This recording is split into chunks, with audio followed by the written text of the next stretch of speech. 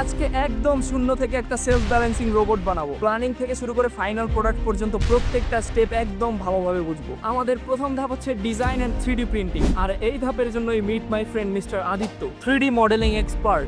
প্রথমে একটু গ্রুমিং করে রাফ একটা ডিজাইন সিলেক্ট করলাম, বাদ বাকি কাজটা হবে সলিড ওয়ার্কসে। আমাদের এক্সপার্ট তার শৈল্পিক নৈপুণ্যে কিছু সময়ের মধ্যেই রেডি করে ফেললো আমাদের মডেল। যে কোনো ধরনের 3D মডেলিং এর জন্য যোগাযোগ করতে পারেন আমাদের সাথে। এখন এই রেডি হওয়া মডেল নিয়ে সরাসরি চলে গেলাম 3D প্রিন্টিং এ।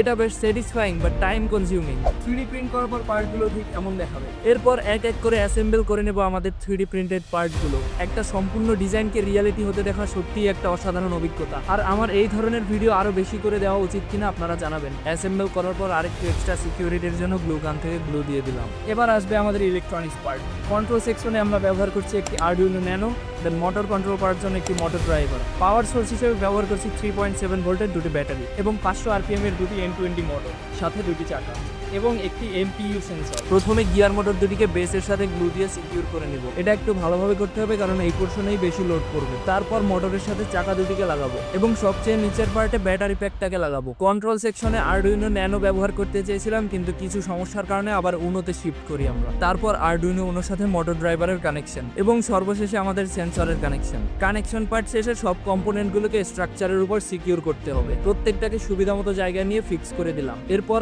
আইডিইতে এসে মগজের ভিতর বুদ্ধি প্রবেশ করালাম। এই পার্টটা খুব ভালোভাবে করতে হবে। কোডে প্রবলেম থাকলে রোবট ঠিকভাবে রান করবে না।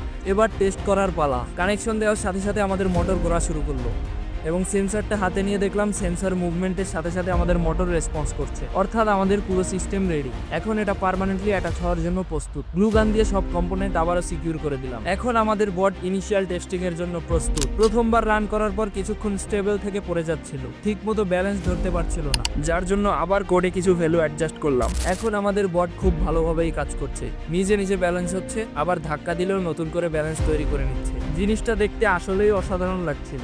শুধুমাত্র 2 চাকার উপর একটা রোবট ব্যালেন্স হচ্ছে ফিজিক্সের কতগুলো কনসেপ্টের উপর ভিত্তি করে। তবে এই ভালো লাগা বেশিক্ষণ স্থায়ী হয়নি। কিছুক্ষণের মধ্যেই আমাদের বট তার নিয়ন্ত্রণ হারিয়ে ফেলে। এরপর শুরু হয় বিচ্ছিন্ন মুভমেন্ট, যার ছিল না কোনো কন্ট্রোল। বেশ কিছুক্ষণ ঘাটাঘাটির পরে আমরা বুঝতে পারি মূল সমস্যাটা হয়েছিল সেন্সরের পজিশনিং এ। এটা একদম মিডল বরাবর সোজা থাকতে হবে, কিন্তু আমাদের সেন্সরের পজিশনিং এ হালকা একটু ঝামেলা ছিল। সেন্সর খুলে রিপোজিশনিং এর সময় ঘটে বিপত্তি। অসাবধানতাবশত এন্টি কাটারে কেটে যায় আমার হাত। ক্ষতর পরিমাণ বেশ ভালো হওয়ায় এখানেই বন্ধ করে দিতে হয় আমাদের প্রজেক্ট। প্রপার ট্রিটমেন্ট নিয়ে পরের দিনেই আবারও শুরু করি আমাদের প্রজেক্ট। পুরো টিম মিলে দুরন্ত গতিতে একটা একটা করে খুঁজে বের করি সব সমস্যা এবং সঙ্গে সঙ্গে সমাধান।